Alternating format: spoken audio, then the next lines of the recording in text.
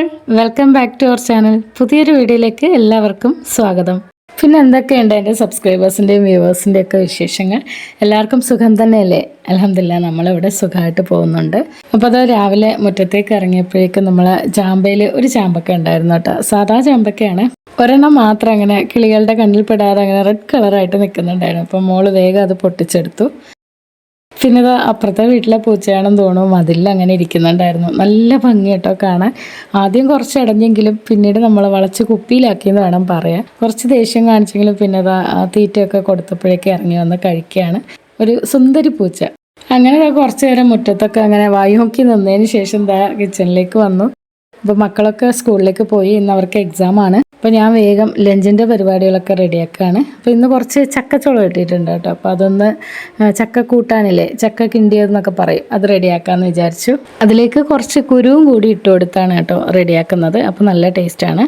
അപ്പോൾ എത്ര പേരുണ്ട് ചക്കയൊക്കെ ഇഷ്ടമുള്ളവർ? എനിക്ക് ഭയങ്കര ഇഷ്ടമാണ് കേട്ടോ ചക്ക കൂട്ടാനൊക്കെ. അപ്പോഴേക്കിതാ ഉച്ചയായിട്ടുണ്ട്. മോള് എക്സാമൊക്കെ കഴിഞ്ഞിട്ട് വരികയാണ്. നേരെ വന്നിട്ട് അങ്ങോട്ട് എന്തെങ്കിലും കഴിക്കാനുണ്ടോ എന്ന് നോക്കിയാണ് കേട്ടോ വരവ്. ഉച്ചയൊക്കെ ആകുമ്പോൾ നല്ലോണം വിശക്കുമല്ലോ. അപ്പോൾ പിന്നെ ആ ഒരു ടൈമിൽ കേക്കോ അങ്ങനെ എന്തോ ചെറുതായിട്ട് കഴിച്ചിട്ട് ആളിതാ ഡ്രസ്സൊക്കെ ചേഞ്ച് ചെയ്യാൻ വേണ്ടിയിട്ട് പോയി. ഉച്ചക്കത്തേക്ക് ചോറും മീൻകറിയും പയർ തോരനും ഒക്കെ റെഡിയാക്കി വെച്ചിട്ടുണ്ടായിരുന്നു കേട്ടോ. എന്നിട്ടാണ് ചക്കക്കൂട്ടൻ റെഡിയാക്കാൻ വേണ്ടിയിട്ട് പോണത്. ചക്ക ഉടച്ചതൊക്കെ വെക്കാൻ നിങ്ങൾക്കൊക്കെ അറിയായിരിക്കും, എങ്കിലും ഞാൻ വെക്കുന്ന രീതി ഒന്ന് പറഞ്ഞു പോവാം. അപ്പോൾ ആദ്യം ചക്കക്കുരു ഇല്ലേ, അതൊന്ന് ഉപ്പിട്ട് വേവിക്കാൻ വേണ്ടി വെച്ചിട്ടുണ്ട്.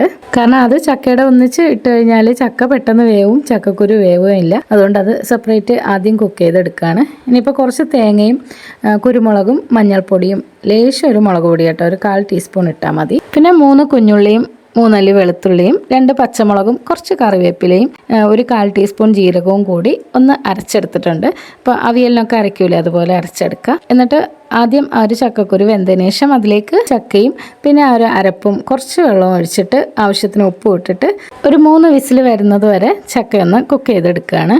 പിന്നെ ചക്കക്കുരുവിനില്ലേ ഒരു 3-4 വിസിൽ മതിയാവും. അപ്പോഴേക്കും അത് നല്ലപോലെ വെന്ത് നമ്മളിങ്ങനെ കൈ കൊണ്ട് ഞെക്കി നോക്കുമ്പോൾ നല്ല ഉടയുന്ന പരുവത്തിലായിട്ടുണ്ടാവും. ഒന്നിച്ച് തന്നെ മീനും കൂടി ഫ്രൈ ചെയ്തെടുക്കുന്നുണ്ട്.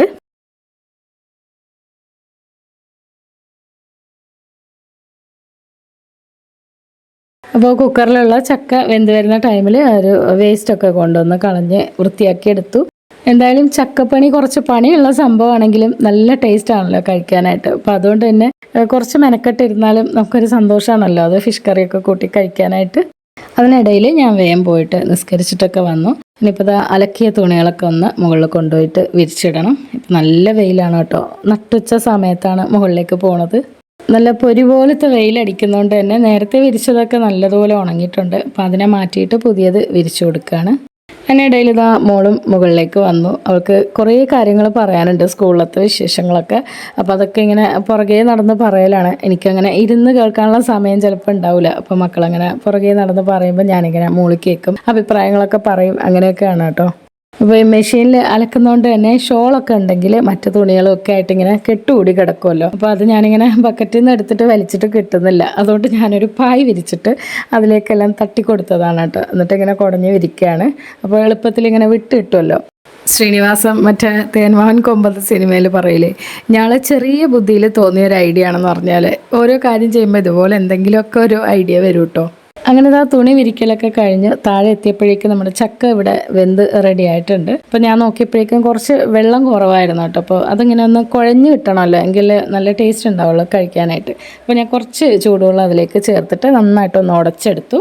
ഇനി നമുക്കിതിലേക്ക് താളിച്ചൊഴിക്കാൻ മാത്രമേ ഉള്ളൂ. കുറച്ച് വറ്റൽമുളകും കടുകും കറിവേപ്പിലേക്ക് ഇട്ടിട്ട് താളിച്ചിട്ട് ഒന്ന് മിക്സ് ചെയ്തെടുത്തു. അങ്ങനെ എല്ലാം റെഡിയായി കഴിഞ്ഞു. ഇനിയിപ്പം ഉച്ചക്കത്തെ ഫുഡ് കഴിക്കലാണ്. ഇപ്പോൾ ചെറിയ മോൾക്ക് രാവിലെയും വൈകുന്നേരം എക്സാം ഉള്ളതുകൊണ്ട് തന്നെ അവൾ വൈകുന്നേരം തിരിച്ചെത്തുള്ളൂ. അപ്പോൾ അവൾക്കുള്ള ചോറ് ഞാൻ കൊടുത്തയച്ചിട്ടുണ്ടായിരുന്നു. രസവും പയർ തോരനും പിന്നെ ഫിഷ് ഫ്രൈയും ഒക്കെ ആയിട്ട് രാവിലെ കൊടുത്തയച്ചിട്ടുണ്ടായിരുന്നു. എങ്കിലും ഈ ഒരു ചക്കക്കൂട്ടം അവൾ ഉച്ചയ്ക്ക് കഴിക്കുന്നില്ലല്ലോ. അപ്പോൾ അതുകൊണ്ട് വൈകുന്നേരം വന്നിട്ട് എന്തായാലും കഴിപ്പിക്കണം.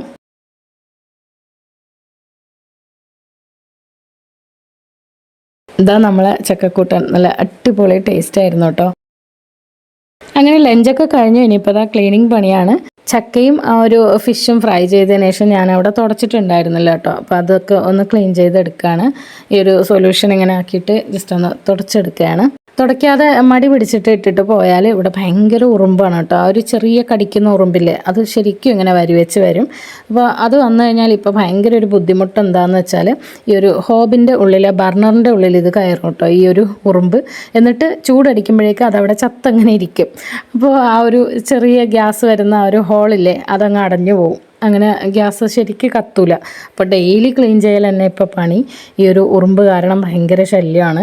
അതുകൊണ്ട് തന്നെ മടി പിടിച്ചിരിക്കാൻ പറ്റൂല. കുക്കിംഗ് ഒക്കെ കഴിഞ്ഞ് കഴിഞ്ഞാൽ ആ ഒരു ഓയിലിൻ്റെ മണവും പിന്നെ എന്തെങ്കിലും ചെറിയ തേങ്ങയുടെ പൊടിയൊക്കെ ഉണ്ടെങ്കിൽ ഉറുമ്പ് വരും. അതുകൊണ്ട് തന്നെ വേഗം അതൊക്കെ ക്ലീൻ ചെയ്യലാണ് പണി. അങ്ങനെ ഇടയ്ക്കൊക്കെ കത്താതാവുമ്പോൾ പിന്നെ ആ ഒരു ബർണറിൻ്റെ ഉള്ളിലൊക്കെ ക്ലീൻ ചെയ്യുന്നത് ഇക്കാണ് കേട്ടോ. ഞാൻ പിന്നെ ആ ഒരു ഏരിയ ഒന്നും കൈകടത്താറില്ല. വലിയ ആഗ്രഹത്തോടെയും പ്രതീക്ഷയോടെയൊക്കെ വാങ്ങിയ ഒരു ഹോബാണ് കേട്ടോ. അപ്പോൾ നിങ്ങൾക്ക് ആർക്കെങ്കിലും ഈ ഒരു ഫേബറിൻ്റെ അടുപ്പുണ്ടെങ്കിൽ ഇങ്ങനെയൊക്കെ ആണോ അവസ്ഥയെങ്കിൽ ഒന്ന് കമൻറ്റ് ചെയ്യണേ. ഇപ്പോൾ ഇതാ സമയം 4 മണിയൊക്കെ ആയിട്ടുണ്ട്. മോളും എക്സാമൊക്കെ കഴിഞ്ഞിട്ട് തിരിച്ചെത്തി. ഇനിയിപ്പോൾ ചായ റെഡിയാക്കാനുണ്ട്. കാരണം മോളിപ്പോൾ വന്നല്ലോ. അവൾ വന്ന ഉടനെ എന്തായാലും ചക്കയൊന്നും കഴിക്കാൻ പോകണില്ല. അവൾക്കിങ്ങനെ വൈകുന്നേരം ചായയും എന്തെങ്കിലും ചെറിയ സ്നാക്സും ഉണ്ടെങ്കിൽ ഭയങ്കര സന്തോഷമാണ്. അപ്പോൾ പിന്നെ വേഗം ചായ ഇട്ട് കൊടുക്കാമെന്ന് വിചാരിച്ചു. ചായ കുടിയൊക്കെ കഴിഞ്ഞ് കഴിഞ്ഞാൽ പിന്നെ അവർ പഠിക്കാനിരിക്കും. അപ്പോൾ അത് കഴിഞ്ഞ് പിന്നെ ഡിന്നറിന് എന്തായാലും അതൊക്കെ കഴിക്കുള്ളൂ. അപ്പോൾ ചോറ് കഴിച്ച ഉടനെ ഇതാ ചായയും കുടിക്കുകയാണെന്നൊന്നും നിങ്ങൾ കരുതണ്ട കേട്ടോ. ലഞ്ചൊക്കെ കഴിച്ച് കഴിഞ്ഞിട്ട് ഒരു മണിക്കൂറോളം ഞങ്ങൾ റെസ്റ്റൊക്കെ എടുത്തു. അതിന് ശേഷം മോൾ വന്നിട്ടാണ് കേട്ടോ ഇപ്പോൾ ചായ ഇടുന്നത്. വൈകുന്നേരം ആയില്ലേ. ചായ തിളക്കുന്നതിനിടയിൽ ഞാൻ മോളുടെ ലഞ്ച് ബോക്സൊക്കെ ഒന്ന് കഴുകി വൃത്തിയാക്കി വെക്കുകയാണ്. അപ്പോൾ ഇതുപോലെ എന്തെങ്കിലും കുക്കിംഗ് ഉള്ള സമയത്ത് ഞാൻ നേരെ സിങ്കിലേക്ക് വരും. കഴുകാനുള്ള പാത്രങ്ങൾ ഇടയിൽ കൂടി കഴുകി വൃത്തിയാക്കലാണ് കേട്ടോ. അപ്പോൾ പെട്ടെന്ന് ജോലിയൊക്കെ തീരുന്ന പോലെ തോന്നാറുണ്ട്. ചായ തിളയ്ക്കുന്നത് വരെ മോളിങ്ങനെ വെയിറ്റ് ചെയ്തിരുന്നു. എന്നിട്ട് ഇപ്പോൾ അവളുടെ കഥകളും കുറേയൊക്കെ പറയാനുണ്ടാവും. അപ്പോൾ അതൊക്കെ ഇങ്ങനെ എൻ്റെ പുറകെ നടന്ന് പറയുകയാണ്.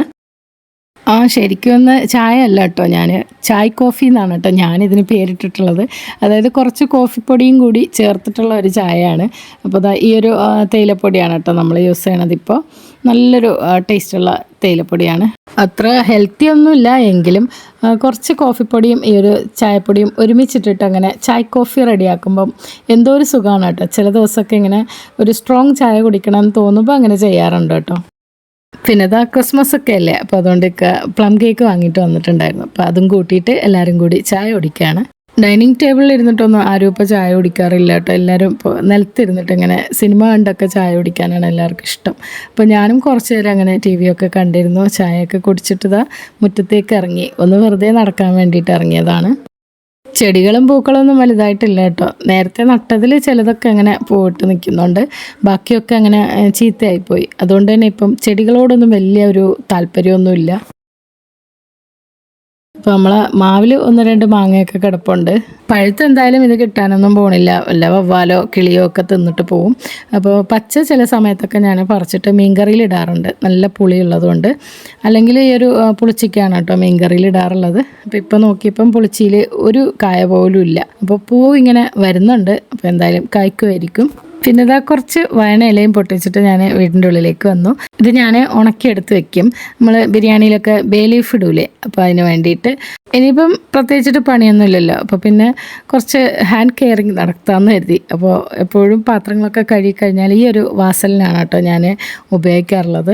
നല്ലൊരു സംഭവമാണ് വാസലിൻ. എന്താ നമ്മൾ ഒറ്റമൂലി എന്നൊക്കെ പറയില്ലേ, അതുപോലെ എല്ലാത്തിനും ഉപകാരമുള്ളൊരു സംഭവമാണ്. അതായത് നമ്മൾ ഉപ്പൂറ്റി വിണ്ട് കയറുന്നതിനും കൈകൾ ഇങ്ങനെ വെടിച്ചു പോകുന്നതിനും ഒക്കെ നല്ല ഗുണമുള്ളൊരു സാധനമാണ്. മക്കളിതാ മുകളിലിരുന്നിട്ട് നല്ല പഠിത്തത്തിലാണ്. അപ്പോൾ നാളെയും എക്സാം ഉണ്ട്. അപ്പോൾ അതിൻ്റെ പ്രിപ്പറേഷനിലാണ് അവർ. അപ്പോൾ അവരോടൊപ്പം കുറച്ച് നേരം അങ്ങനെ സ്പെൻഡ് ചെയ്യാമെന്ന് വിചാരിച്ചിട്ട് ഞാനും മുകളിലേക്ക് വന്നു. എന്തെങ്കിലും ഡൗട്ട്സോ കാര്യങ്ങളോ ഉണ്ടെങ്കിൽ അത് ക്ലിയർ ചെയ്ത് കൊടുക്കും. പിന്നെ അതിൻ്റെ ഇടയിൽ കൂടി എൻ്റെ എഡിറ്റിങ്ങും നടക്കും. പിന്നെ ഈ ഒരു തുണികളും എടുക്കാനുണ്ട്. അപ്പോൾ ഇപ്പോൾ മഞ്ഞൊക്കെ അല്ലേ, അതുകൊണ്ട് തന്നെ വൈകുന്നേരം ആ ഒരു വെയിൽ കഴിഞ്ഞ് കഴിഞ്ഞാൽ പിന്നെ തുണികളൊക്കെ തണുത്ത് പോവും. നേരമൊക്കെ ഇരുട്ടി വരുന്നു. അപ്പോൾ കോഴികളൊക്കെ കൂട്ടിലേക്ക് അണഞ്ഞിട്ടുണ്ട്. അപ്പോൾ അവരെയൊക്കെ ഒന്ന് നോക്കിയിട്ട് ഞാനിതാ ഗേറ്റൊക്കെ അടച്ച് കുറ്റിയിട്ടു. കാരണം ഇവിടെ ഭയങ്കര പട്ടികളുടെ ശല്യമാണ്. അപ്പോൾ അഥവാ ഈ ഒരു ഗേറ്റ് അടയ്ക്കാൻ മറന്നു പോയിട്ടുണ്ടെങ്കിൽ പട്ടികൾ അതിനെ കടിച്ചു കൊല്ലും. അപ്പോൾ ഞാൻ വേഗം ഓർമ്മയോടുകൂടി അതും ചെയ്തു. പിന്നെ വൈകുന്നേരം ആകുമ്പം ആ ഒരു സൂര്യൻ അസ്തമിക്കുന്ന സമയത്ത് ആകാശത്തിനൊരു പ്രത്യേക ഭംഗിയാണല്ലോ. അപ്പോൾ അതൊക്കെ ഇങ്ങനെ ആസ്വദിച്ചിരിക്കലാണ് കേട്ടോ എൻ്റെ പണി. കുറച്ച് നേരം അതങ്ങനെ ഇരിക്കും. ചില സമയത്ത് ടെറസിൽ അങ്ങനെ പായ വിരിച്ചിട്ട് മേലോട്ട് നോക്കി കിടക്കോട്ടെ. ആകാശം നോക്കി അങ്ങനെ കിടക്കാൻ എനിക്ക് ഭയങ്കര ഇഷ്ടമാണ്. ആ സമയത്ത് ഒരു ചുവപ്പും മഞ്ഞയും കലർന്നിട്ടുള്ള ഒരു അന്തരീക്ഷമായിരിക്കുമല്ലേ. ആ ഒരു പ്രകൃതി ഭംഗിയൊക്കെ ആസ്വദിച്ച് അങ്ങനെ കുറേ നേരം മക്കളോടൊപ്പം അങ്ങനെ അവർ പഠിച്ചത് ഇരുന്നത് വരെ ആ ഒരു സമയം വരെയും ഞാനങ്ങനെ ഇരിക്കും. പിന്നെ മഗ്‌രിബ് നമസ്കാരത്തിൻ്റെ ടൈം ആവുമ്പോഴാണ് കേട്ടോ പിന്നെ താഴോട്ട് വരിക. അങ്ങനെ അതൊക്കെ കഴിഞ്ഞ് രാത്രിയായി. ആ ഒരു സമയത്ത് ഇക്കയും തിരിച്ചെത്തി. കുറേ ദിവസമായിട്ട് എൻ്റെ ചായപാത്രത്തിൻ്റെ പിടി പൊട്ടിപ്പോയിട്ടുണ്ടായിരുന്നു കേട്ടോ. അപ്പോൾ അത് ചായ ഇടാൻ ഭയങ്കര ബുദ്ധിമുട്ടായിരുന്നു. അപ്പോൾ അങ്ങനെ തൽക്കാലം ആ പിടി ഉറപ്പിച്ചിട്ടുണ്ടായിരുന്നു. പക്ഷെ അത് ശാശ്വതമല്ല. ചായയോടുകൂടി കാലിൽ വീണ് കഴിഞ്ഞാൽ ആകപ്പാടെ പണി കിട്ടും. അപ്പോൾ അങ്ങനെ ഒരു ചായപാത്രം വാങ്ങാൻ വേണ്ടി കുറേ നാളായിട്ട് പറയുന്നുണ്ടായിരുന്നു. അപ്പോൾ ഇന്നാണത് സാധിച്ചു കിട്ടിയത്. അപ്പോൾ അതും കിട്ടി. പിന്നെ എൻ്റെ ചെരുപ്പും പൊട്ടിയിട്ട് കുറേ ദിവസമായി കേട്ടോ വീട്ടിൻ്റെ ഉള്ളിലിടുന്നത്. അപ്പോൾ അതും വാങ്ങിത്തന്നു. അങ്ങനെ ഭയങ്കര സന്തോഷമായി. നമ്മളെ പെണ്ണുങ്ങൾക്ക് അങ്ങനെയല്ലേ, ചെറിയ സാധനങ്ങളായാലും അത് കിട്ടുമ്പം എന്തോ ഒരു സന്തോഷമായിരിക്കും അല്ലേ. പിന്നെ കിട്ടിയില്ലെങ്കിൽ ഭയങ്കര വിഷമവും ആയിരിക്കും. ഞാൻ പിന്നെ മാക്സിമം അഡ്ജസ്റ്റ് ചെയ്യലാണ് കേട്ടോ. ഒരു സാധനം പൊട്ടിയിട്ടുണ്ടെങ്കിൽ അതിൻ്റെ എത്രത്തോളം ഉപയോഗിക്കാൻ പറ്റുമോ അത്രത്തോളം ഉപയോഗിച്ചിട്ടാണ് കേട്ടോ പിന്നെ വാങ്ങാൻ വേണ്ടിയിട്ട് ചിന്തിക്കുന്ന പോലും.